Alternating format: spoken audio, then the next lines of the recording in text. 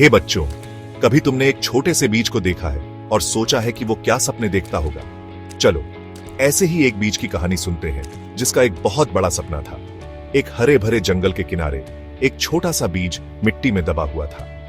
उसे धूप की गर्मी महसूस हो रही थी, हवा की सरसराहट सुनाई दे रही थी और आसपास के लंबे लंबे पेड़ दिखाई दे रहे थे। उसने सोचा, काश मैं भी इतना बड़ा हो पाता, पर वो तो बस एक छोटा सा बीज था।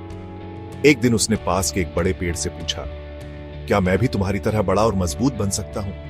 बड़ा पेड़ मुस्कुराया और बोला, बिल्कुल, लेकिन तुम्हें सब्र रखना होगा, बारिश सहनी होगी, तेज धूप में मजबूती से खड़े रहना होगा और आंधियों का सामना करना होगा।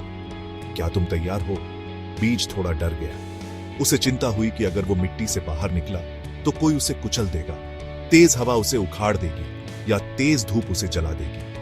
फिर उसने हिम्मत जुटाई और बोला, हाँ, मैं तैयार हूं। जल्द ही बारिश आई, मिट्टी गीली हो गई और बीज हिलने डुलने लगा। उसने अपनी जड़ें फैलाई और धीरे धीरे एक छोटा सा अंकुर निकल आया। हर दिन सूरज की रोशनी उसे सहलाती और वो थोड़ा थोड़ा बड़ा होता गया। कभी धूप बहुत तेज होती, कभी बारिश बहुत जोरदार होती और कभी आंधियां उसे हिला देती, पर बीज ने कभी हार नहीं मानी। समय बीता और अंकुर एक छोटा सा पौधा बन गया जो मिट्टी के ऊपर दिखाई देने लगा। धीरे धीरे उसकी शाखाएं बढ़ी, पत्ते लहराने लगे और चिड़ियां उसकी डालियों पर बैठने लगी। हवा उसे धीरे धीरे हिलाती। सालों बाद वो छोटा सा बीज एक घना, लंबा और मजबूत पेड़ बन गया। छोटे छोटे पौधे उसकी छाया में उगने लगे। एक दिन एक छोटा सा बीज उसके पास आया और पूछा, क्या मैं भी तुम्हारी तरह बड़ा बन सकता हूँ?